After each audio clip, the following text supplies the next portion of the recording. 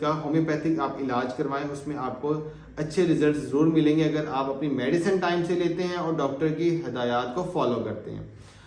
इसका एक टेस्ट है जिससे आप ये पता लगा सकते हैं कि आपके पित्ते में पथरियां हैं या नहीं। एक सिंपल टेस्ट है। अगर आपको ये अलामात हैं, किसी तरह के सिम्टम्स हैं, पेन रहती है, कॉन्स्टिपेशन है रहती है, या गैस का मसला रहता है, खाना हजम नहीं होता, डायरिया हो जाता है, अब आप एक सिंपल अल्ट्रासाउंड टेस्ट अगर करवा लेते हैं तो उसमें ये पता लग जाता है कि आपके पित्ते में पथरियां हैं या नहीं है।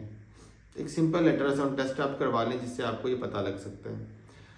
कुछ चीज़ों का ख्याल करें, रिस्क फैक्टर में अगर आप हैं तो उन चीज़ों का ख्याल करें, टाइम से डॉक्टर को चेक करवाएं। अगर पित्ते में पथरी डायग्नोज हो गई है, परेशान होने की कोई ज़रूरत नहीं है।